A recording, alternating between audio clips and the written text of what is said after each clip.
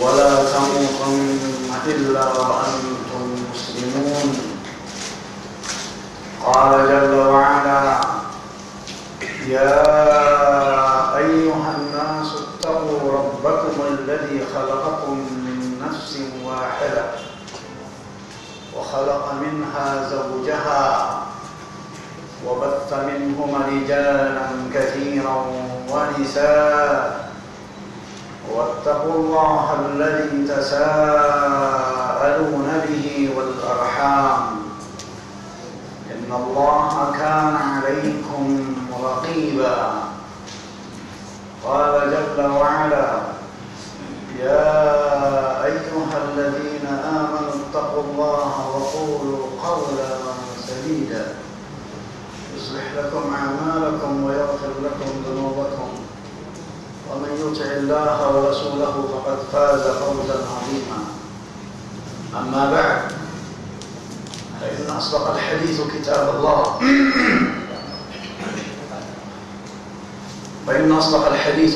الله وخير الهدي هدي محمد صلى الله عليه وآله وسلم وشر الأمور محدثاتها وكل محدثة بدعة وكل بدعة ضلالة وكل ضلالة في النار. السلام عليكم ورحمة الله. أيها الإخوة في الله, pertama-tama kita panjatkan puji dan syukur kepada Allah Subhanahu yang berada di arasy-Nya mulai sejak hari ke-7 setelah Ia menciptakan segala sesuatunya. Mulai saat itulah Ia istiwa ke atas arasy-Nya, tempat keagungannya, tempat kemuliaannya yang Ia ciptakan dengan kedua tangannya sebelum menciptakan segala sesuatu. Ia turun zatnya setiap malam ke langit dunia, kira-kira sepertiga malam yang akhir. Kemudian Dia menyeru seluruh hamba-Nya yang ada di bumi, dari kalangan manusia dan jin. Dia berkata dan berseru, "Man yad'uni fa astajibu lah." Siapa yang berdoa akan aku ijabah. Siapa yang berdoa kepadaku akan aku ijabah. Wa man yas'alni a'taitah. Siapa yang meminta kebutuhannya akan aku beri dia. Wa man yastaghfiruni aghfir lah. Dan siapa yang meminta ampun kepadaku akan aku ampuni. Begitulah keadaannya, kata Rasulullah sallallahu alaihi wasallam, kullu lailah, setiap malamnya, hatta al-fajr, sehingga fajar menyingsing Dia pun kembali ke arasy-Nya. Itulah Allah Subhanahu yang di tangannya seluruh kebajikan. Di tangannya terletak keberkahan itu. Di tangannya letak kekuasaan. Ia memerintah. Perintahnya berlaku di langit dan di bumi, di dunia dan di akhirat. Dia Allah tempat segala sesuatu meminta. Dialah yang menunjuki manusia. Ia pula yang menyesatkan manusia. Sebagaimana bagaimana Ibrahim menyerah diri kepadanya dengan berkata pada surah yang ke-26 Asy-Syura ayat yang ke-78 mulainya sampai ayat 82 yang berbunyi, a'udzubillahi as-sami'il 'alim minasyaitonir rajim min hamzihi wa nafthihi wa nafthihi. Qala jalla wa 'ala alladzi khalaqani fa huwa yahdin walladzi huwa yut'imuni wa yasqin وإذا مرضت وهو يشفين والذي هو يطعمني ويسقين وإذا مرضت وهو يشفين والذي أطمع أن يغفر لي خطيئتي يوم الدين. Ibrahim berserah diri kepada Allah. Karena Ia yang menciptakan, maka Ia menunjuki manusia. Ia yang memberi, apabila manusia sakit, Ia yang mengobati dan yang memberi makan dan minum manusia. Dan Dia mengampuni dosa-dosa manusia. Tidak ada pengampun selain daripadanya. Yang mana ini malam kita akan membicarakan keputusannya, lanjutan dari takdir yang pertama. Kalau tidak salah kita sudah masuk takdir yang pertama, muqaddimah takdir. Ini malam kita akan mulai membicarakan takdir. Takdir ini sangat penting. Takdir ini sangat penting di iman. Karena apabila manusia tidak memahami takdir ini, mungkin dia bisa hidup menjadi orang gila ataupun menjadi seperti orang-orang gila. Dia akan mengatakan sesuatu yang menyalahi Allahnya, dan bisa terjadi ia mengatakan sesuatu menyalahi akalnya sendiri. Di dalam surat 57 ayat yang ke-23, Allah menjelaskan tentang mengapa ia menguraikan takdir itu. Silakan Ustaz. لكي لا تأسوا على ما فاتكم ولا تفرحوا بما آتاكم والله لا يحب كل مختال فخور. Kami jelaskan yang demikian itu supaya kamu jangan berduka cita terhadap apa yang luput dari kamu, dan supaya kamu jangan terlalu gembira terhadap apa yang diberikannya kepadamu. Dan Allah tidak menyukai setiap orang yang sombong lagi membanggakan diri. Jadi kejelasan tentang qadarullah, Allah beritahu manusia bahwasanya ia telah mentakdirkan segala sesuatunya agar manusia tidak terlalu berduka cita terhadap apa yang telah luput darinya, dan supaya ia tidak terlalu bergembira dengan apa yang telah dia capai. Maka ia jelaskan takdir itu. Saya telah memberikan keterangan muqaddimah tentang takdir. Ini malam saya akan melanjutkan takdir. Saya telah menjelaskan mengapa Allah mentakdirkan segala sesuatu. Ia menakdirkan segala sesuatu karena dia Al-Muqtadir, dan ia pun Al-Qadir. Di dalam 99 nama itu ada dua sifat, Al-Muqtadir, kemudian Allah juga sebagai Al-Qadir. Al-Muqtadir, ia menetapkan takdir. Al-Qadir, ia maha kuasa, ia mampu untuk melakukan apapun dia. Kekuasaannya tidak terbatas, tidak dibatasi oleh apapun. Ketika ia dibatasi berarti dia bukan Allah. Kalau ada sesuatu yang bisa membatasinya berarti dia bukan Allah. Dia Allah tanpa batas, tanpa sesuatu bisa membatasinya. Akal pun tidak mampu membatasinya. Bagaimana ia bisa menciptakan, mengeluarkan seekor unta betina dari batu? Pecah batu itu lantas keluar unta betina dalam keadaan hamil dan siap melahirkan tanpa melalui proses ibu. Bukankah ini menyalahi akal dan hukum alam? Hukum alam itu tidak ada. Islam tidak mengenal adanya hukum alam. Islam mengenal apa yang namanya sunnatullah, yaitu qada dan qadar, takdir Allah. Sunnatullah itu bukanlah hukum alam.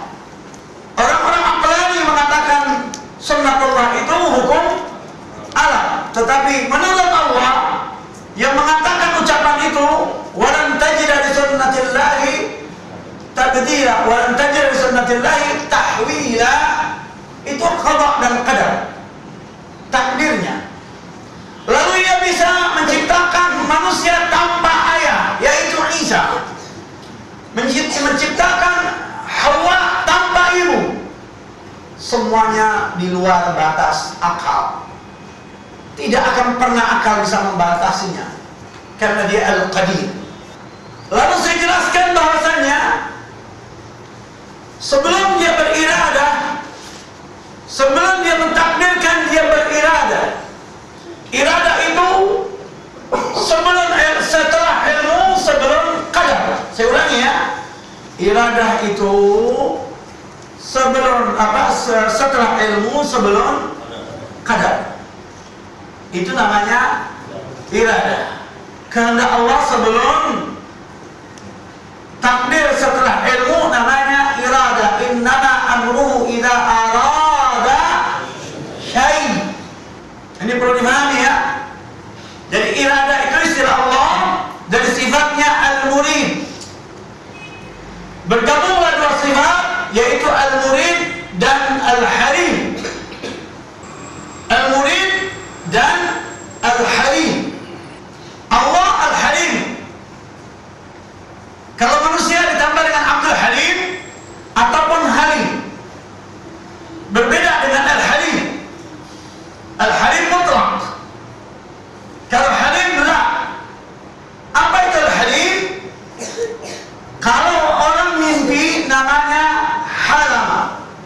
Mimpi itu kelihatan nggak?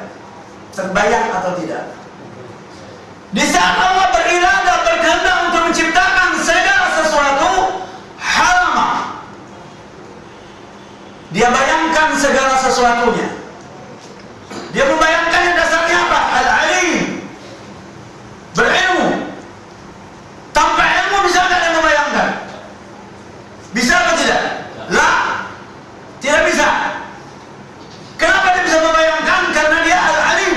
Maka halama, dia bayangkan segala sesuatu. Berarti segala sesuatunya telah terkena ilmu. Tidak ada yang tidak terkena ilmu Allah. Sebelum segala sesuatu ada, dia sudah tahu keberadaan sesuatu itu, bentuknya seperti apa, warna, gede, dan semuanya. Saya kasih contoh. Ketika orang mau bangun rumah atau bangun bangunan apapun dia harus melihat lokasi dulu. Tanpa melihat lokasi tanah, dia tidak bisa membayangkan. Sahih? Allah tanpa menciptakan bumi terlebih dahulu, dia bisa membayangkan. Ini luar biasa. Tanpa sebab. Allah bisa menciptakan sesuatu tanpa sebab. Kemudian yang kedua, setelah orang itu menemukan tempat, lalu menyatakan akan dibangunkan, lalu ia setelah melihat tempat itu barulah terbayang di kepalanya. Saya adalah, setelah terbayang di kepalanya, dia terbayang jelas dengan desainnya, warnanya, semuanya. Betul apa enggak? Baru setelah itu dia tulis di kanvas. Sahih? Sahih? Nah, setelah Allah bayangkan semuanya dan telah masuk dalam ilmunya, baru dia tulis di dalam lauhul. Ketika ia menulis di lauhul mahfuz, itulah namanya tak faham. Kata orang sekuler, komputer menyimpan data abadi, kan gitu. Tapi begitu orangnya, begitu datanya hilang, error nggak di sininya? Error kan? Kenapa dia error? Karena dia punya penyakit lupa. Allah tidak pernah lupa. Butuh nggak data itu? Tidak butuh, tetapi dia bikin. Subhanallah. Karena Allah Tabaraka wa Ta'ala tidak pandai lupa. Kalau begitu butuh nggak lauhul mahfuz? Tidak butuh. Hanya dia bikin lauhul mahfuz itu. Dia tulis. Ketika dia menghendaki untuk mentakdirkan, menggaransi segala sesuatunya, dia perintahkan kalam itu untuk menulis. Kalam itu diciptakan oleh Allah yang ada dalam surat Nun Al-Qalam ayat 1 tafsir Ibnu Katsir. Silakan yang 1 sampai 4 baca Ustaz ayatnya.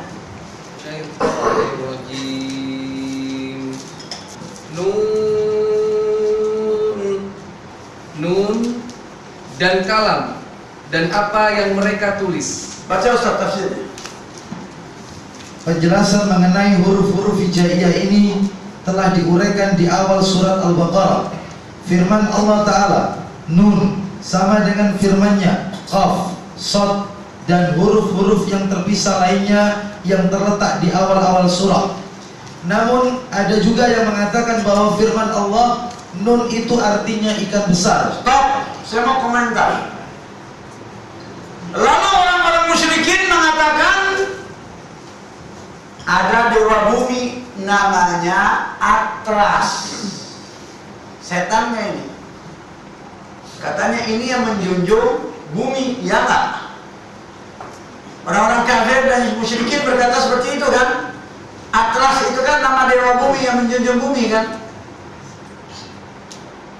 Iya enggak?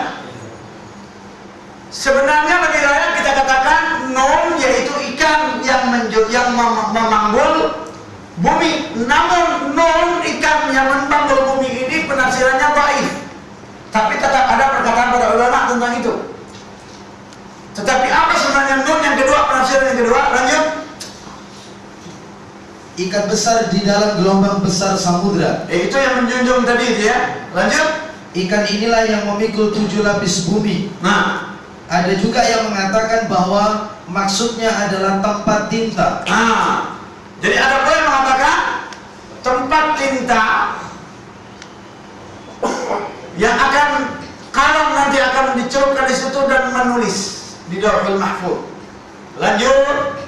Penafsiran yang paling sahih adalah Allah lebih tahu tentang maksudnya.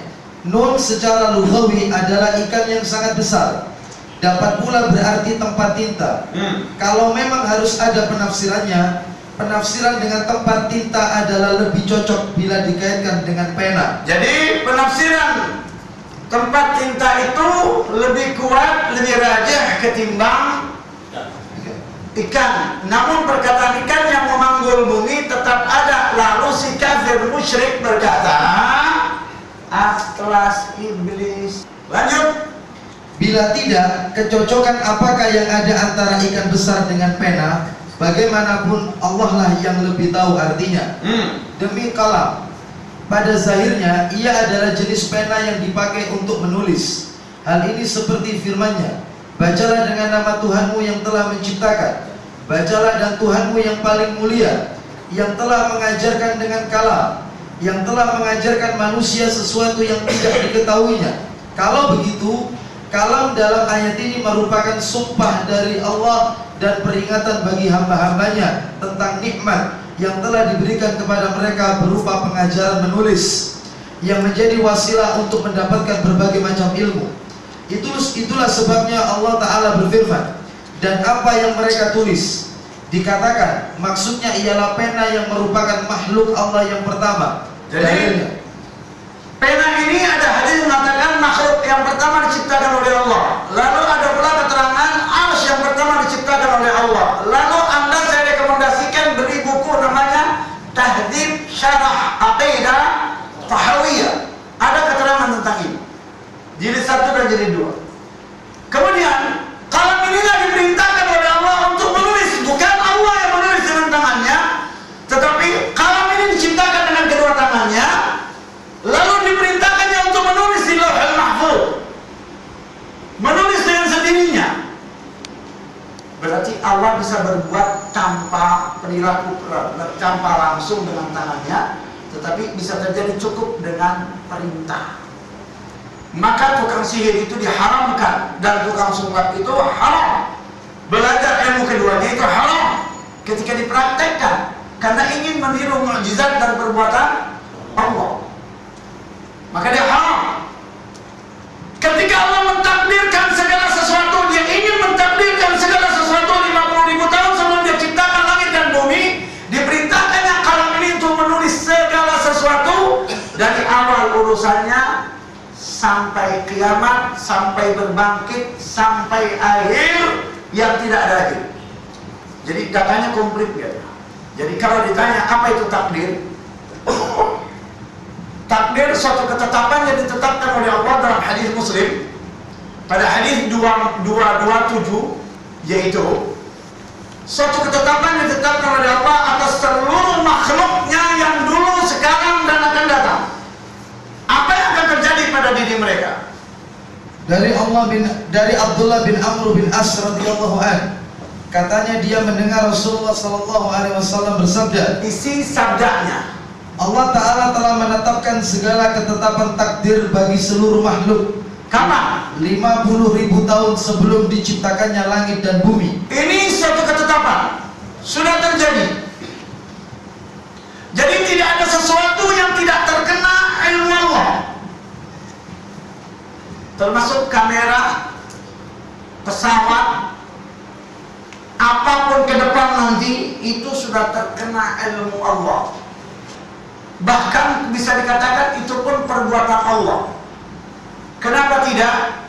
Yang memberi manusia otak dan yang mengilhamkan kepada otak itu dan yang memberikan kepadanya akal, mengilhamkan hatinya, semuanya Allah.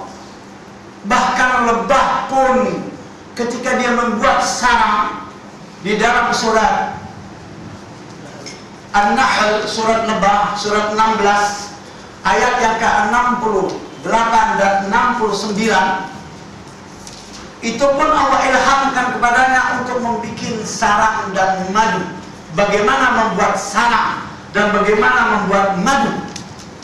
Lalu bagaimana dia harus terbang, lalu bagaimana dia harus memakan sesuatu, dan sesuatu yang makannya tetap itu dan tidak memakan yang lainnya. Ada pula lebah memakan semua kembang, ada yang khusus. Siapa yang mengajarkan semuanya itu? Bukankah itu industri? Lebah itu industri atau bukan? Industri. Sebelum ada negara industri, lebah telah menjadi industri. Baca. وَأَوْحَى رَبُّكَ إِلَى النَّحْلِ أَنِ اتَّخِذْ مِنَ الْجِبَالِ بُيُوتًا وَمِنَ الشَّجَرِ وَمِمَّا يَعْرِشُونَ. Tafsir hijau Ustaz, lanjut. ثُمَّ كُلِّ مِنْ كُلِّ الثَّمَرَاتِ فَاسْلُكِي سُبُلَ رَبِّكِ ذُلُلًا يَخْرُجُ مِنْ بُطُونِهَا شَرَابٌ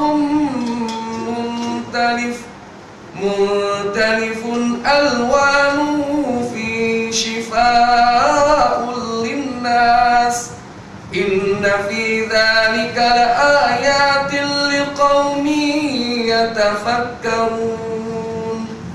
Dan Tuhanmu mewahyukan kepada lebah, buatlah sarang-sarang Coba kasihkan ke Ustaz Dewi, semuanya kasihkan ke Ustaz Dewi. di pohon-pohon kayu dan di tempat-tempat yang dibikin manusia.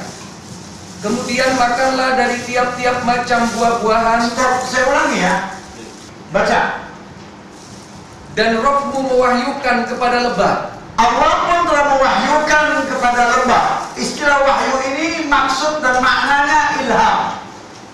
Ia mengilhamkan kepada lebah. Bagaimana pintarnya lebah itu bisa membentuk sarang? Sekolah SD di mana? Kuliah di fakultas mana? Di universitas mana? Dosennya siapa? Kalau manusia disuruh untuk menjadi seperti lebah, lalu Allah tidak mengilhamkannya, dia tidak akan pernah bisa membuat sarang itu. Sekalipun profesor, dia akan kesulitan. Lalu ada ketetapan Allah. Buatlah sarang-sarang di bukit-bukit. Stop. Ada perintah atau tidak? Dia membuat sarang itu karena sebab ataupun karena ada ketetapan. Nah, teori sebab akibat pusing itu. Karena ada ketetapan, maka dia bisa bersarang. Ketika dikasih sebab, mudah banget. Karena ada ketetapan takdir. Bahwasanya yang pertama Allah menetapkan dia boleh bisa bersarang di bukit. Yang kedua, Di pohon-pohon kayu. Yang kedua, di pohon-pohon kayu dia boleh bersarang. Perintah Allah.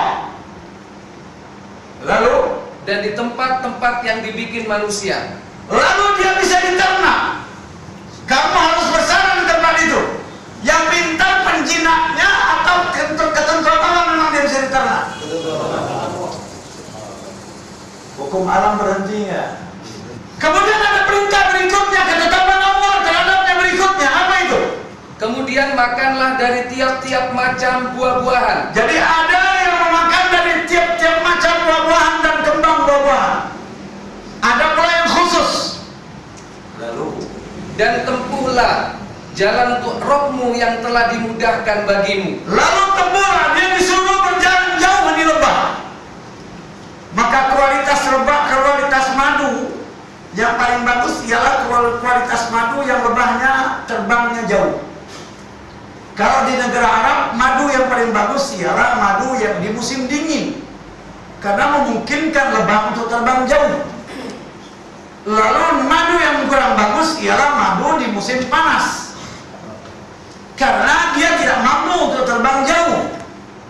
Plus kata Allah, Dari perut lebah itu keluar minuman atau madu yang bermacam-macam warnanya. lalu Allah tentukan akan terjadi madu yang beragam macam warna.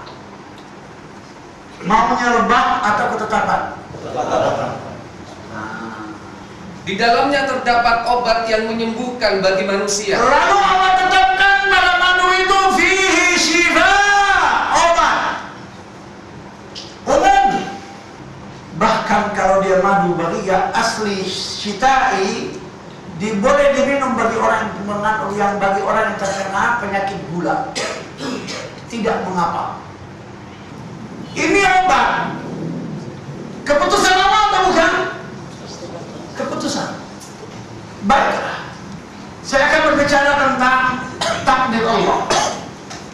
Jadi kadar itu Allah tetapkan 50.000 tahun sebelum Dia menciptakan langit dan bumi, dan itu tertulis dari awal makhluk sampai kiamat, sampai berbangkit, lalu masuknya manusia ke dalam surga dan neraka, lalu keluarnya manusia dari neraka ke surga, lalu masuknya orang A'raf ke dalam neraka, ada pula yang masuk ke dalam surga, lalu sehingga mereka hidup sepanjang masa di dalam surga dan neraka itu tanpa ada kematian lagi.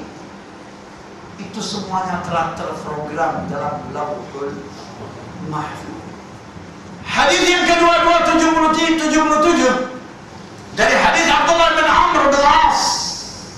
Hadis ini menjelaskan surat 57 Al-Hadid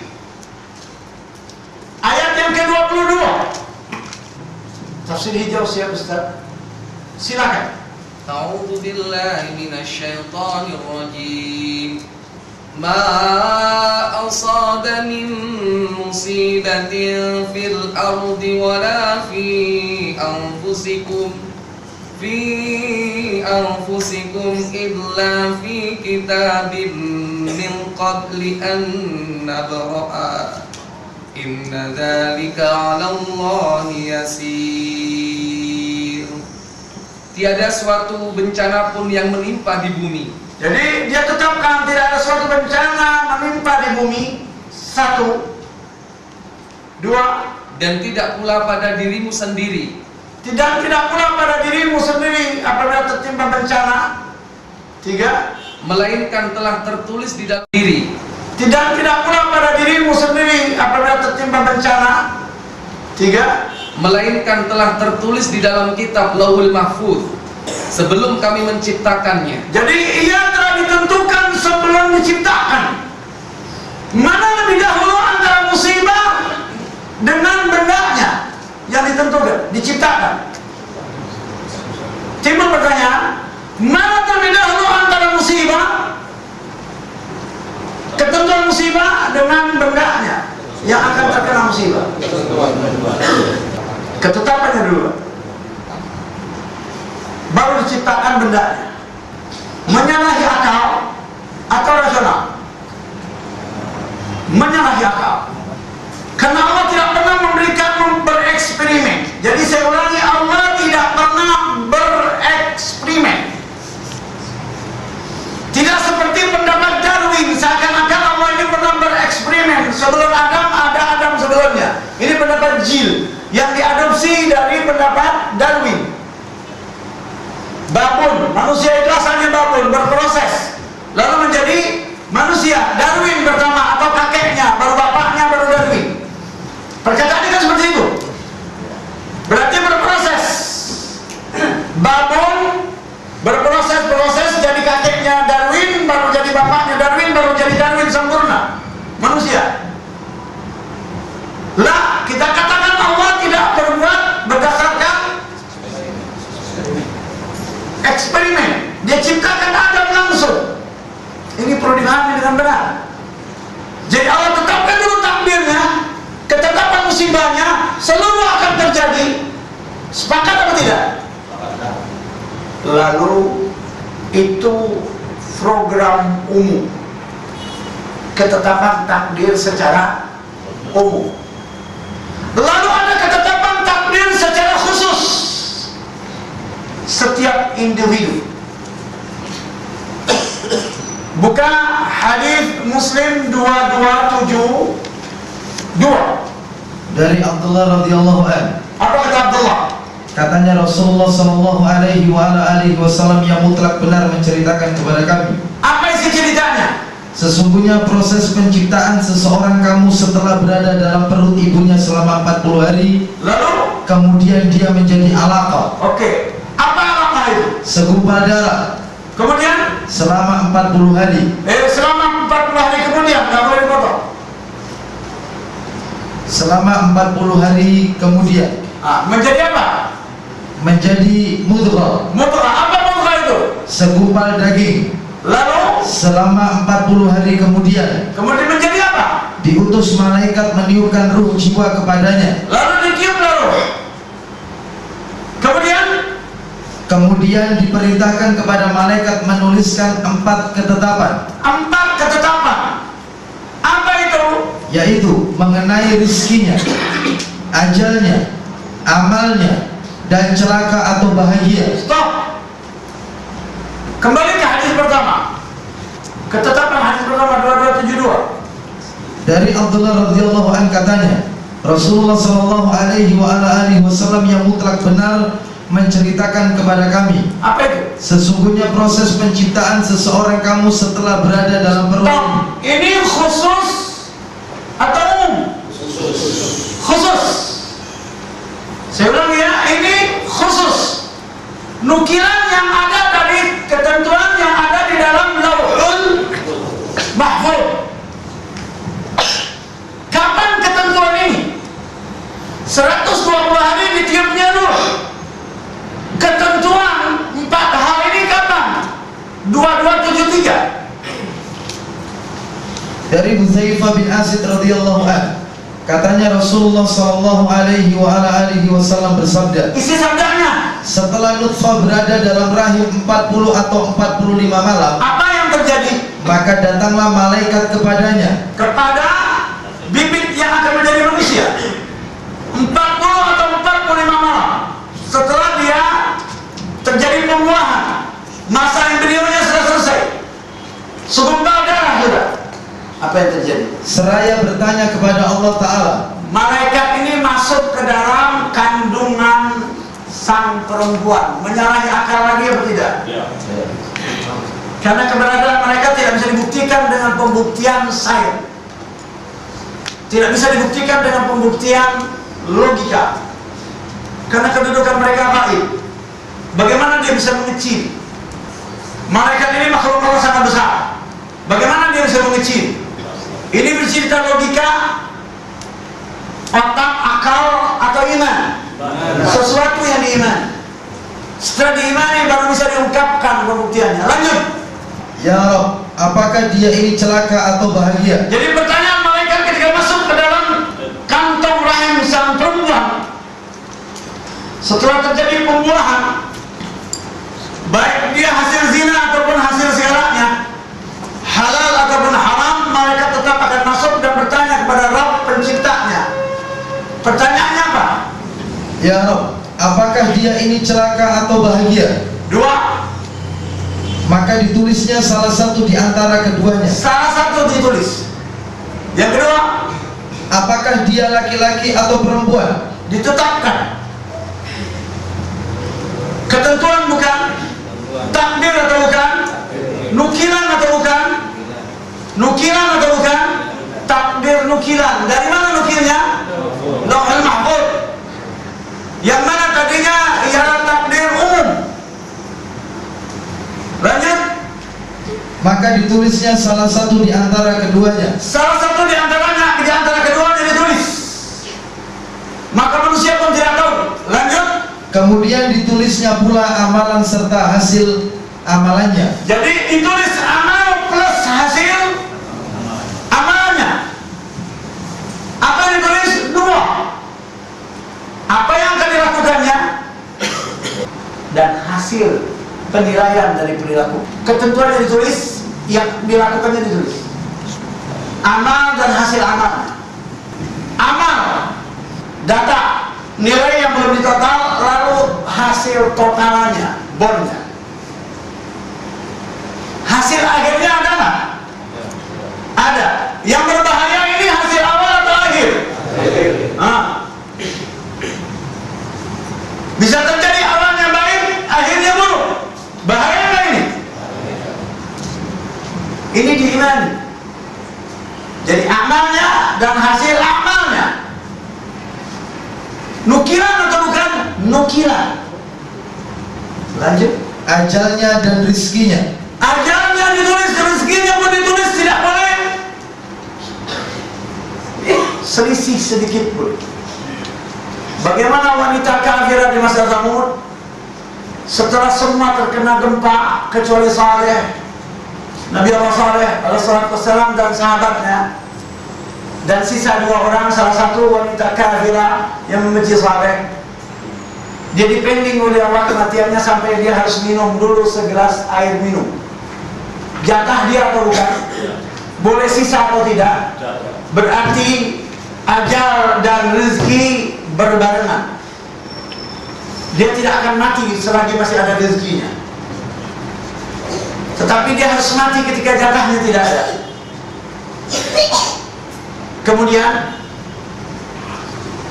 Kemudian bukunya dilipat, tidak ditambah dan tidak dikurangi. Mati sudah harganya. Dan ini tidak diketahui oleh manusia. Ini takdir yang wajib diimani. Saya belum berbicara tentang menyikapinya. Saya baru berbicara tentang mengimaninya. Ini wajib diimani substansi. Dan tidak boleh dibikin permasalahan dalam teknik. Karena tidak ada orang tahu persis apa yang diinginkan oleh Allah dan dikehendaki oleh Allah. Seperti perkataan Isa kepada Allah ketika Allah bertanya padanya pada surat 5 ayat 116. Apa kata Isa? A'udzu billahi minasy syaithanir rajim. Wa idh qala Allah ya Isa ibn Maryam a anta qulta lin-nasi ittakhiduni wa ummi ilayhayna min dunillah. Qala subhanaka ma yakunu li an aqula ma laysa li bihaqq. In kuntu qultuhu faqad 'alimta ta'lamu ma fi nafsi wa la a'lamu ma fi nafsik. Itu dia. Silakan. Dan ingatlah ketika Allah berfirman, apa kata Allah? Hai Isa putra Maryam, adakah kamu mengatakan kepada manusia, jadikanlah aku dan ibuku 2 orang Tuhan selain Allah? Isa menjawab, Maha suci engkau, tidaklah patut bagiku mengatakan apa yang bukan hakku mengatakannya. Jika aku pernah mengatakannya, maka tentulah engkau telah mengetahuinya. Kalau Isa pernah mengatakan itu dan semua manusia pernah berbicara, Allah pasti tahu. Karena dia juga mendengar selain daripada mengetahui. Lanjut kata Isa terhadap sifat Allah. Engkau mengetahui apa yang ada pada diriku, dan aku tidak mengetahui apa yang ada pada diri engkau. Jadi manusia tidak tahu apa yang ada pada diri Allah, apa ketetapan Allah dan keputusan Allah terhadap dirinya. Tetapi apa yang direncanakan oleh manusia, Allah sangat amat tahu berdasarkan hujjah ini. Dan itu pula yang dikatakan oleh Rasulullah SAW. Dia tetapkan terhadap Allahnya seperti apa yang diberitakan oleh Allahnya pada surat yang ke-46 ayat 9 Al-Ahqaf. Qul ma kuntu bid'an minar rusuli wa ma adri ma yuf'alu bi wa la bikum in attabi'u illa ma yuha ilayya wa ma ana illa nadhirun mubin. Silakan. Katakanlah, aku bukanlah Rasul yang pertama di antara Rasul-Rasul. 1, 2. Dan aku tidak mengetahui apa yang akan diperbuat terhadapku. Jadi Rasul mengatakan dia tidak mengetahui apa yang akan diperbuat oleh Allah terhadap dirinya. Sebagaimana Isa berkata, aku tidak mengetahui apa yang ada pada dirimu. Sama apa tidak perkataannya? Secara khusus perkataan Isa, lalu secara umum perkataan Rasul. Dan tidak pula terhadapmu. Dan aku pun tidak mengetahui apa yang akan diperlakukan oleh Allah terhadap manusia yang lainnya. Artinya, kita tidak tahu apa yang akan terjadi pada diri kita. Ayat ini pun serupa dengan ayat yang ada dalam surat Luqman 34, surat 31. Inna Allah 'indahu 'ilmus sa'ati wa yunazzilul ghaitha wa ya'lamu ma fil arham wa ma tadri nafsun madza taksibu ghadan wa ma tadri nafsun bi ayyi ardin tamut innallaha alimun khabir.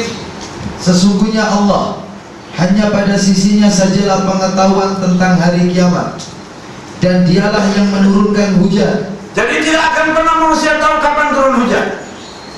Kedua, ketika mereka berada dalam kemarau, dia tidak tahu kapan hujan turun ketika dia berada di musim kemarau. Tidak ada prediksi yang selamat. Dan tidak pula mengetahui manusia ketika terjadi musim kemarau pada saat dia berada di musim hujan. Kapan terjadi kemarau? Kemudian, Dan mengetahui apa yang ada dalam rahim. dan Allah yang mengetahui apa yang ada dalam rahim. Mulai tetesan pertama, kumpulkan semua dokter untuk melihat wanita yang hamil berusia kandungannya 40 hari masih darah, apakah itu laki atau perempuan. Berhenti otak dokter dan peralatannya dan kekufurannya. Lalu, Dan tiada seorang pun yang dapat mengetahui dengan pasti apa yang akan diusahakannya besok. bagaimana usahanya besok hari dan apa yang dilakukannya besok hari pun secara pasti tidak ada yang tahu. Yang pasti hanya di sisi Allah karena dia tidak pandai lupa. Yang pasti hanya di sisi Allah karena dia menetapkan takdir. Lanjut. Dan tiada seorang pun yang dapat mengetahui di bumi mana dia akan mati. Dia tidak tahu kematiannya itu menimpanya di mana. Di bumi yang mana dia secara rinci dia tidak paham. Artinya manusia tidak akan pernah memahami dan tidak akan pernah tahu tentang takdir. Kapan apa dan apa yang akan ditentukan kepadanya. Maka di sini kita wajib iman terhadap berita yang disampaikan oleh Allah. Di sinilah letak iman. Saya belum berbicara tentang bagaimana menyikapi takdir, tetapi bagaimana mengimani takdir. Kemudian perlu Anda pahami dan Anda mengerti tentang hal ini. Seperti apa yang ada pada surat yang ke-42 ayat 30. Siap tafsirnya yang hijau? Berarti ada dua tafsir. Surat 57 ayat 22 dan surat 42 ayat 30. Silakan. Wa ma asabakum min musibatin fabima kasabat aydikum wa ya'fu an katsir. Silakan. Dan apa saja musibah yang menimpa kamu, maka adalah disebabkan oleh perbuatan tanganmu sendiri. Nah, Allah menjelaskan pada surat 32, pada surat 42 ayat 30 yang katakan seluruh musibah yang menimpamu karena sebab usaha tanganmu sendiri. Tetapi pada surat yang ke-57 ayat 22 yang mengatakan seluruh musibah yang mengenamu dan mengena bumi karena ketetapan Allah Subhanahu. Bagaimana Anda kalau dikomplain oleh orang tua ayat ini? Ayat ini 57 ayat 22 ketika Anda dikomplain orang dengan surat 42 ayat 30. Coba pegang dua terjemah. Pegang surat 57 dan pegang surat 30. Silakan dan Anda dengarkan dengan baik, tabrakan atau tidak ayat ini. Silakan. Ma asaba min musibatin fil ardi wala fi anfusikum illa fi kitabin min qabli an nabra'a inna dhalika 'ala Allah yasir. 30 42 30 وَمَا أَصَابَكُم مِّن مُّصِيبَةٍ فَبِمَا كَسَبَتْ أَيْدِيكُمْ وَيَعْفُ عَن كَثِيرٍ. Sekarang baru baca terjemah dua-duanya. 57 dulu, baru 30. Terjemahnya. Dengarkan saya baik-baik, dengarkan ayat ini. Tiada suatu bencana pun yang menimpa di bumi, dan tidak pula pada dirimu sendiri, melainkan telah tertulis di dalam kitab Lauhul Mahfuz sebelum kami menciptakannya. Sesungguhnya yang demikian itu adalah mudah bagi Allah. Dan apa saja musibah yang menimpa kamu, maka adalah disebabkan oleh perbuatan tanganmu sendiri, dan Allah memaafkan sebagian besar dari kesalahan-kesalahanmu. Supaya lebih kecil, baca Ustaz, saya bilang stop, ulangi. Tiada suatu bencana pun yang menimpa di bumi, dan tidak pula pada dirimu sendiri, melainkan telah tertulis di dalam Lauhul Mahfuz. Dan apa saja musibah yang menimpa kamu, maka adalah disebabkan oleh perbuatan tanganmu sendiri. Bertentangan nggak? Ulangi lagi. Tiada suatu bencana pun yang menimpa di bumi, dan tidak pula pada dirimu sendiri, melainkan telah tertulis di dalam kitab Lauhul Mahfuz. Dan apa saja musibah yang menimpa kamu, maka adalah disebabkan oleh perbuatan tanganmu sendiri. Bertentangan nggak? Buka surat 4 ayat 82. Bertentangan atau tidak? Dengarkan bagaimana kata Allah. Afala yatadabbaruna al-Qur'an walau kana min 'indi ghairillahi lawajadu fihi ikhtilafan katsira. Maka apakah mereka tidak memperhatikan Al-Quran? Kalau kiranya Al-Quran itu bukan dari sisi Allah, tentulah mereka mendapat pertentangan yang banyak di dalamnya. Bertentangan nggak tadi ayat Quran? Bertentangan atau tidak? Lalu Allah menolaknya atau menerimanya? Allah menerima atau menolak? Ulangi. Maka apakah mereka tidak memperhatikan Al-Quran? Kalau kiranya Al-Quran itu bukan dari sisi Allah, tentulah mereka mendapat pertentangan yang banyak di dalamnya. Ditolak atau diterima? Lalu bagaimana ini terjadi? Lalu bagaimana kalau Anda dikomplain oleh orang seperti ini? Di jeblokin kayak gitu. Bagaimana menyikapinya? Ketahuilah hadis ayat 22-57 itu Anda diperintah untuk iman. Dan surat 42 ayat 30 itu menyikapinya. Dua ayat ini seperti ayat yang ada dalam surat 4 ayat 78. Aynama takunu yudrikkumul maut walau kuntum fi burujin musyayyada wa in tusibhum hasanatun yaqulu hadhihi min 'indillah wa in tusibhum sayyi'atun yaqulu hadhihi min 'indik qul kullun min 'indillah fama lihaula'il qawmi la yakaduna yafqahuna haditha.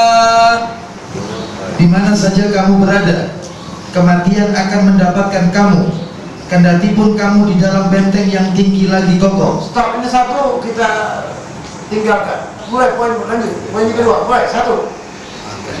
Dan jika mereka memperoleh kebaikan, mereka mengatakan ini adalah dari sisi Allah.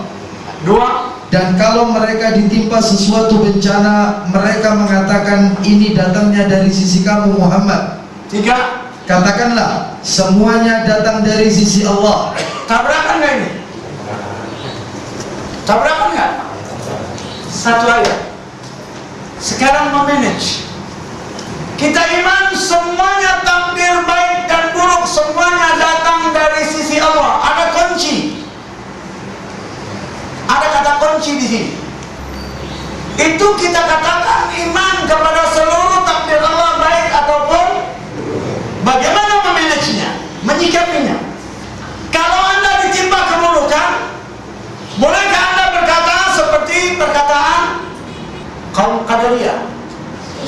ada satu tren antara Qadariyah dan Mu'tazilah dan Falasifah.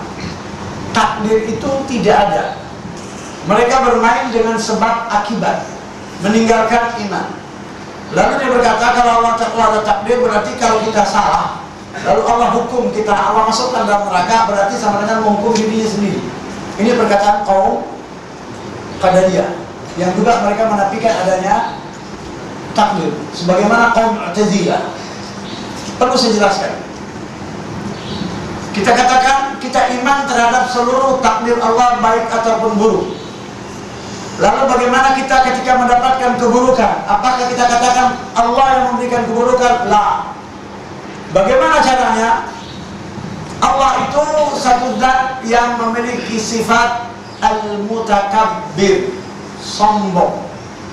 Dia memiliki kibria, kesombongan. Maka kesombongannya ia tidak menerima keburukan kembali kepadanya. Dia hanya menerima kebajikan yang kembali kepadanya. Padahal yang menetapkannya dia atau bukan? Baca 79 ya Ustaz. Apa saja nikmat yang kamu peroleh adalah dari Allah, dan apa saja bencana yang menimpamu maka dari kesalahan dirimu sendiri. Ini kesombongan atau bukan? Ya. Pertama dia katakan semua darinya, lalu tiba-tiba dia batalkan sepihak, bahwasanya kebajikan hanya darinya, keburukan tidak kembali kepadanya. Kenapa? Karena dia al-mutakabbir. Itu kunci pertama. Kunci kedua, pemahaman yang kedua ya, yang pertama, bahwasanya seluruh ketetapan Allah itu yang merealisasinya bukan Allah tetapi Anda. Iya apa tidak? Siapa yang harus disalahkan? Saya ulangi kembali. Seluruh takdir Allah itu yang merealisasinya manusia atau Allah? Siapa yang harus disalahkan? Manusia. Lalu ada kunci ketiga, pemahaman yang ketiga. Kenapa musibah itu diberikan kepada manusia? 42-30, yaitu karena disebabkan dosa manusia. Musibah menimpanya disebabkan karena dosa yang ia lakukan. Poin yang keempat, kunci yang keempat, poin yang keempat, ya. Musibah itu diberikan agar Allah menghapuskan semua dosanya, agar ia tidak dituntut di negeri akhir kelak nanti. Cair apa tidak? Kembali atau tidak? Poin yang keempat, kunci yang keempat, poin yang keempat, ya. Musibah itu diberikan agar Allah menghapuskan semua dosanya, agar ia tidak dituntut di negeri akhir kelak nanti. Cair apa tidak? Kembali atau tidak? Inilah namanya wa idza asabathum musibatun qalu inna lillahi wa inna ilaihi raji'un. Kembali atau tidak? Kembali. Bagaimana kembalinya? Mengikuti apa yang telah ditentukan oleh Allah. Baca tafsirnya Al-Hadid, kemudian baca surat Asy-Syura. Tafsirnya. Surat 57 ayat 22. Silakan. Allah Ta'ala menceritakan tentang takdirnya yang telah ditetapkan terhadap makhluknya sebelum dia memulai menciptakannya. Allah Ta'ala berfirman, tidak ada suatu bencana pun yang menimpa di bumi dan tidak pula pada dirimu sendiri, yakni di ufuk maupun di dalam diri kalian. Di ufuk maupun di dalam diri kalian. Tahukah Anda ufuk? Ufuk itu di atas jauh. Ada namanya ufuk al-a'la, ada ufuk namanya matahari terbit itu, terbenam. Lalu ke sana. Ada yang katakan ufuk yang ada di Sidratul Muntaha. Wa huwa fil ufuqil a'la. Lanjut. Melainkan telah tertulis dalam kitab Lauhul Mahfuz sebelum kami menciptakannya, yakni sebelum kami Allah menciptakan manusia dan makhluk hidup lainnya. Sedangkan yang lain mengatakan, yakni sebelum kami menciptakannya kembali kepada dirimu. Itu perkataan ulama yang lain. Lanjut. Dan ada pula yang mengatakan bahwa kata itu kembali kepada musibah, dan yang paling benar bahwa kata itu kembali kepada penciptaan makhluk dan umat manusia karena adanya dalil ayat yang mengarah ke sana. Jadi hak di ujung itu kembali kepada apa yang menimpa manusia dan hal alam ataupun manusia itu sendiri dan musibah itu. Lanjut. Qatadah mengatakan, Apa kata Qatadah? tidak ada suatu musibah pun yang menimpa di bumi. Lebih lanjut ia mengatakan, yakni musim kemarau. Dan tidak pula pada dirimu sendiri. Qatadah berkata, yakni lapar dan rasa sakit. Kemudian ia mengatakan, telah sampai kepada kami bahwasanya tidak ada seorang pun yang tertimpa musibah. Contoh? Dengan tertusuk kayu kakinya, Lanjut. terkena batu, Ataupun terkena batu. Lanjut. dan uratnya putus, Ataupun uratnya putus. melainkan disebabkan oleh suatu dosa, dan yang dimaafkan oleh Allah adalah lebih banyak. Kesemuanya itu musibah kan terjadinya karena dosa yang manusia lakukan.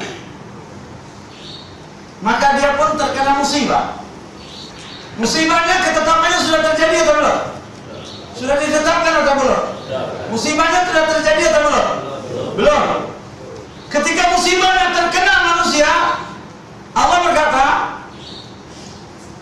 itu disebabkan dosamu. Sombong tak? Sombong atau tidak? Karena dia, sebagaimana Rasulullah SAW pernah berdoa ketika beliau salat qiyamul lail atau salat tahajud, al-khairu kulluhu fi yadik wasyarru laisa ilaik. Kebajikan itu seluruhnya berada di tanganmu. Wasyarr, keburukan itu laisa ilaik, tidak kembali kepadamu. Keburukan itu tidak kembali kepada Allah. Seluruh kebajikan kembali kepadanya. Maka apabila Anda terkena musibah, seluruh musibah yang menimpa Anda itu disebabkan karena dosa yang telah Anda lakukan. Lalu diberikannya Anda seperti itu untuk dimaafkannya dosa Anda. Kalau begitu penyakit itu berupa rahmat bagi manusia atau tidak? Semuanya orang beriman itu untung. Ditimpa musibah, dia sabar. Diberikan kebajikan, dia pun bersyukur. Begitu dia terkena musibah, di manage apa tidak dirinya?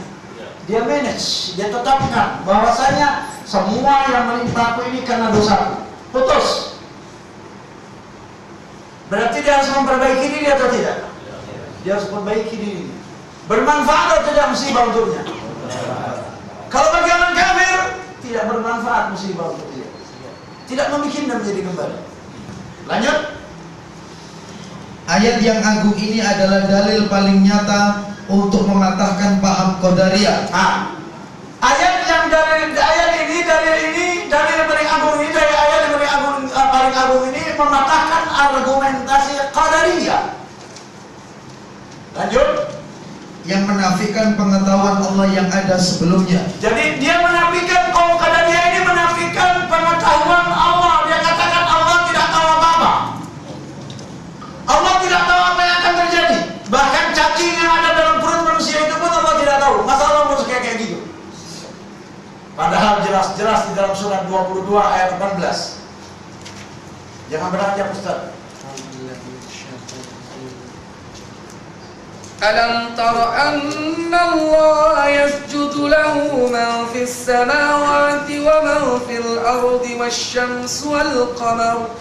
والشمس والقمر والنجوم والجبال والشجر والدواب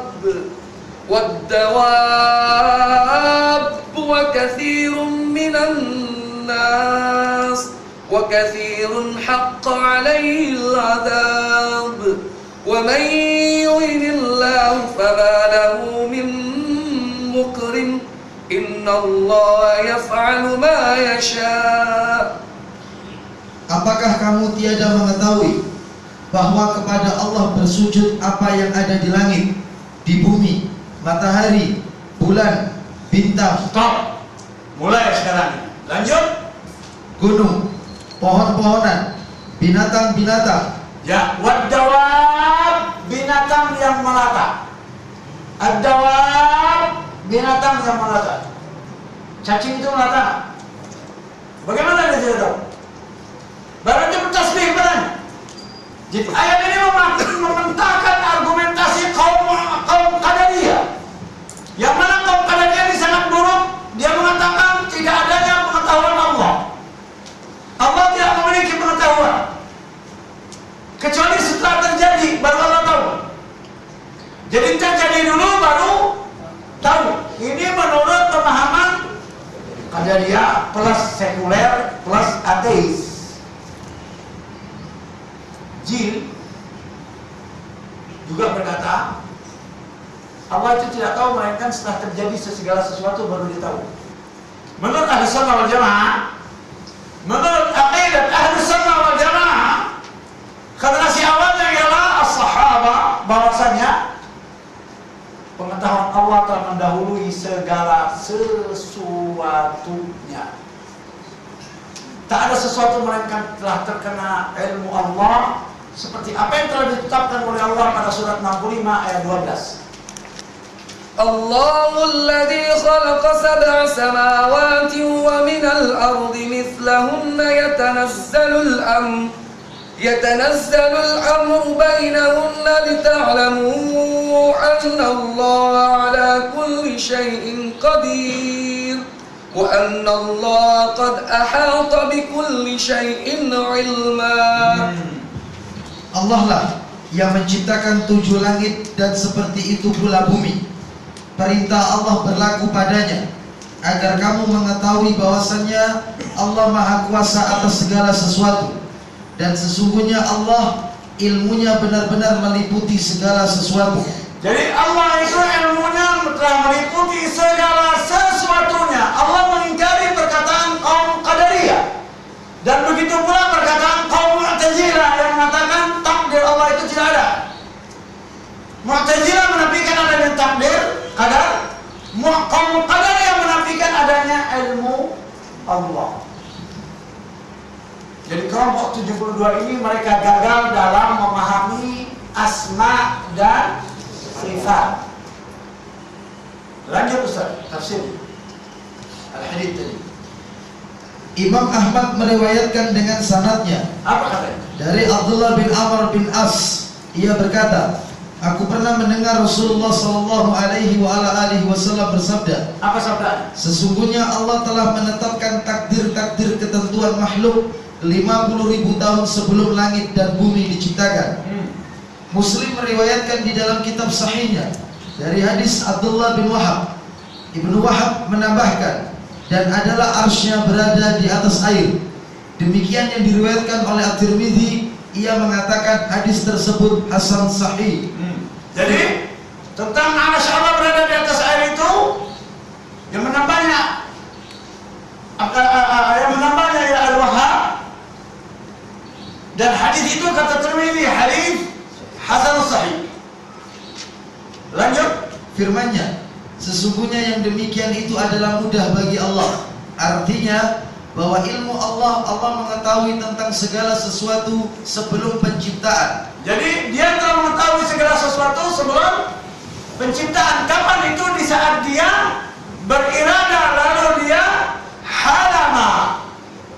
Maka malaikat yang memikul arsy itu berkata, lakal hamdu ala hilmika ba'da ilmik.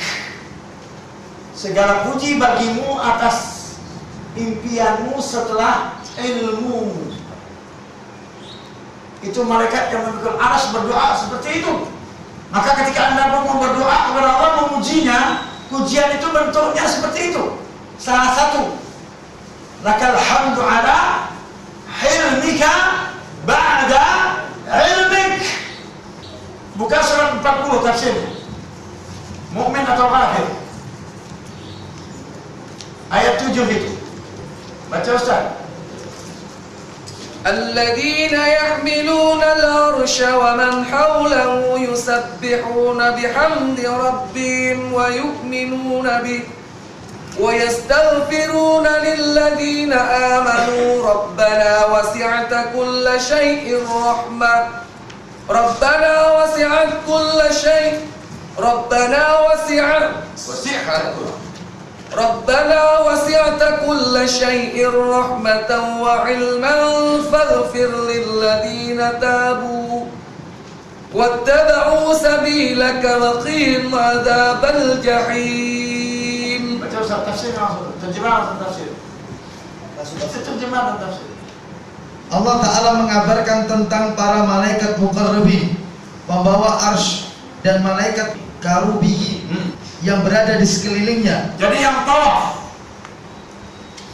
ya sekelilingnya itu yang tawaf jumlahnya 4 orang. Nanti di hari kiamat semuanya 8. Lanjut. Bahwa mereka bertasbih dengan memuji Rabb mereka, yaitu mereka memperiringkan antara tasbih yang menafikan segala kekurangan bagi Allah serta pujian yang menunjukkan penetapan sifat-sifat terpuji baginya. Dan mereka beriman kepadanya, mereka khusyuk kepadanya serta hina di hadapannya, dan mereka memintakan ampun bagi orang-orang yang beriman, yaitu di antara penghuni bumi yang beriman dengan yang gaib. Jadi penghuni bumi yang beriman ini apabila mereka berdoa mendoakan saudaranya yang gaib, malaikat yang berada sekitar arsy itu mengaminkan doanya. Malaikat yang tawaf yang ada sekitar arsy itu mengaminkan doa orang tersebut. Lanjut. Lalu Allah Ta'ala menetapkan para malaikat muqarrabin untuk mendoakan orang-orang yang beriman di balik alam gaib. Dan dikarenakan hal ini termasuk perangai para malaikat yang mengaminkan doa orang beriman kepada saudaranya tanpa kehadirannya. Sebagaimana Jadi terjadi ketika Anda berdoa kepada Allah dan mendoakan akhuk, kakak ataupun adik Anda seayah ataupun anak sepupu ataupun kaum muslimin, ketika dia tidak ada di depan Anda sendirian mendoakan dia, itu malaikat yang ada di yang sekitar, yang berada di sekitar arsy itu mengaminkan, amin, amin katanya. Dia membantu agar Allah mau menerima, mengabulkan doa Anda. Maka ketika berdoa, doakanlah saudara Anda yang lainnya, supaya doa itu yang Anda minta bisa diikut berbareng diijabah, diaminkan oleh para malaikat. Lanjut. sebagaimana tercantum di dalam Sahih Muslim, jika seorang muslim mendoakan saudaranya tanpa kehadirannya, maka malaikat berkata, amin, dan bagimu dengan semisalnya. Bagimu dan semisalnya. Artinya, ketika Anda memintakan sesuatu untuk saudara Anda pun akan mendapat apa yang Anda mintakan untuk saudara Anda. Murah gak Allah itu? Sangat murah. Maka banyaklah doa. Perbanyaklah doa ketika Anda berada dalam salat sunnah. Perbanyaklah doa ketika Anda di saat sujud, ketika melakukan salat sunnah, bukan salat wajib. Dan tidak membaca doa yang ada dalam Al-Quran ketika rukuk dan sujud di saat Anda berdoa. Bacalah doa yang lainnya. Lanjut. Jika mereka memintakan ampun kepada orang-orang yang beriman, mereka berkata, ya Rabb kami, rahmat dan ilmumu meliputi segala sesuatu, yaitu rahmatmu meliputi dosa-dosa dan kesalahan-kesalahan mereka. Itu doa para malaikat. Lanjut. Sedangkan ilmumu meliputi seluruh amal, ucapan, gerakan, dan diamnya mereka. Maka berilah ampunan kepada orang-orang yang bertaubat dan mengikuti jalanmu, yaitu maafkanlah orang-orang yang keliru jika mereka bertaubat, berserah diri dan mencabut diri dari perilaku mereka, serta mengikuti apa yang engkau perintahkan kepada mereka dengan melakukan kebaikan dan meninggalkan kemungkaran. Dan peliharalah mereka dari siksaan neraka yang menyala-nyala. Baik, buka 1-4. Tafsir 1-4. Langsung ke hadis. Lakal hamdu ala hifdzika ba'da ilmi. Allah Subhanahu wa taala memberitahukan tentang para malaikat pemikul arsy. Malaikat muqarrabin, dan di sekelilingnya ada malaikat-malaikat yang bertasbih dengan memuji Tuhannya, yaitu mereka mengiringkan antara tasbih yang menunjukkan kepada penafian segala macam kekurangan dan pujian yang menunjukkan kepada penetapan sifat-sifat yang terpuji, dan mereka beriman kepadanya, yakni tunduk dan merendahkan diri, serta memintakan ampun bagi orang-orang yang beriman dari penduduk bumi, yaitu orang-orang yang beriman kepada yang gaib. Allah telah memerintahkan kepada para malaikat muqarrabin agar mendoakan orang-orang yang beriman tanpa diketahui oleh mereka. Dalam Sahih Muslim dikatakan, apabila seorang muslim mendoakan kepada saudaranya, Lanjut setelah itu. Syarab bin Hausi mengatakan, para malaikat pemikul arsy itu ada 8. 4 di antara mereka mengatakan, Maha suci Engkau ya Allah, kami memujimu. Bagi Engkaulah segala puji atas kehiliman-Mu.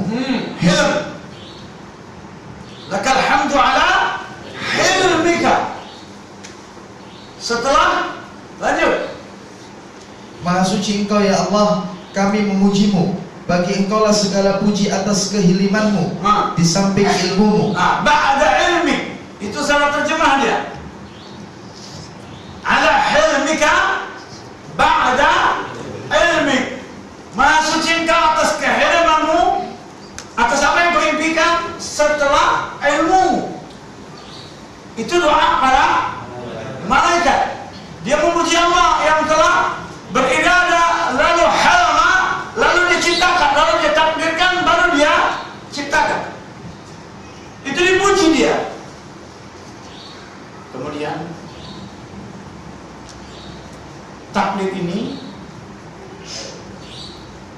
setelah Anda melewati masa pertama mengimaninya, kemudian menyikapinya, lalu kalau berbicara takdir, berbicara ilmu, irada, qadar, dan masyiah.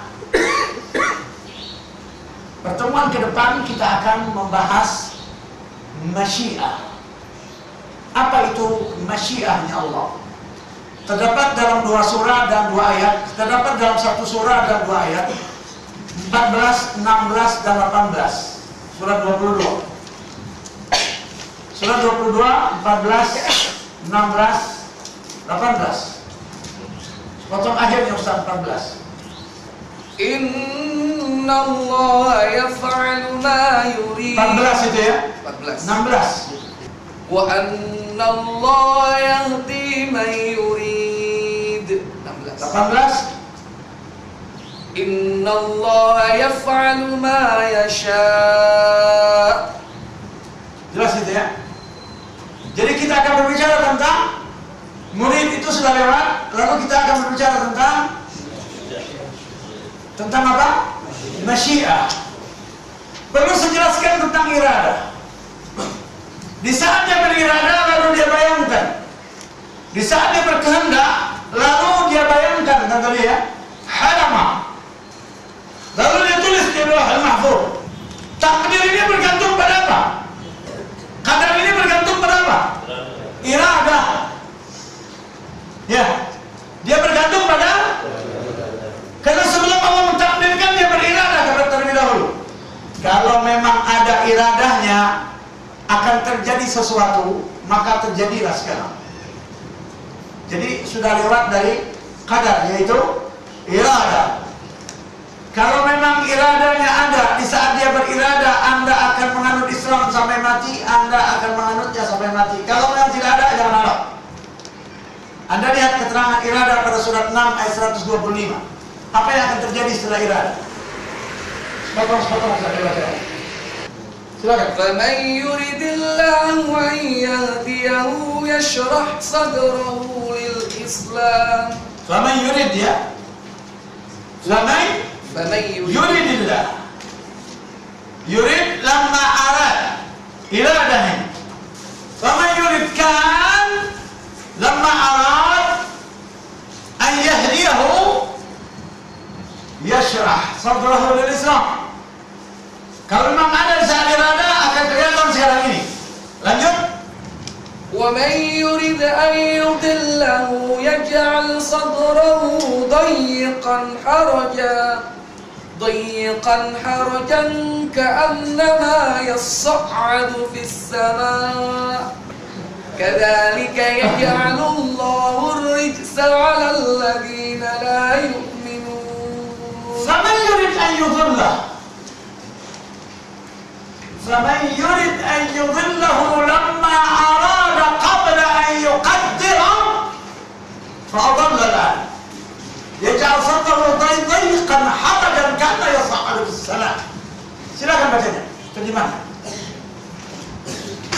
Barang siapa yang Allah menghendaki akan memberikan kepadanya petunjuk. Di saat dia beribadah, ya, jika saat dia beribadah, orang itu terkena ilmunya akan terjadi kehendaknya akan memberinya petunjuk, akan terjadi di dunia ini. Nyatanya nanti gimana? Niscaya dia melapangkan dadanya untuk memeluk agama Islam. Islam ini terjadi karena hidayah atau bukan? Bukan karena kebenaran. Dia terjadi karena sebab atau karena iradah? Lalu ketentuannya sudah ada, dipicu oleh sebab. Jadi ketentuan terlebih dahulu untuk orang Islam sebelum dia dapat hidayah. Kalau memang ada iradah Allah di saat dia beriradah akan mendapatkan hidayah, orang itu gampang, dia akan mendapatkan hidayah. Dia bisa memeluk Islam. Tetapi sebaliknya, Dan barang siapa yang dikehendaki Allah kesesatannya, di saat Allah beriradah dahulu, maka niscaya Allah menjadikan dadanya sesak lagi sempit. nah, di dunia ini pada akhirnya dia akan mendapatkan ketetapan itu. Jadi saya ulangi kembali, bahasan takdir ini belum tuntas sebelum Anda mendengar bahasan tentang masyiah. Inilah penenang hati, dan insya Allah akan kita bahas. Ini sudah jam 9.30. Cukup sekian dari saya. Subhanakallahumma wa bihamdika wa asyhadu an la ilaha illa anta astaghfiruka wa atubu ilaik. Wa sallallahu ala sayyidina Muhammadin wa ala alihi wa sahbihi wa sallam. Subhana rabbika rabbil izzati amma yasifun wa salamun ala al-mursalin walhamdulillahi rabbil alamin. Assalamualaikum warahmatullahi wabarakatuh.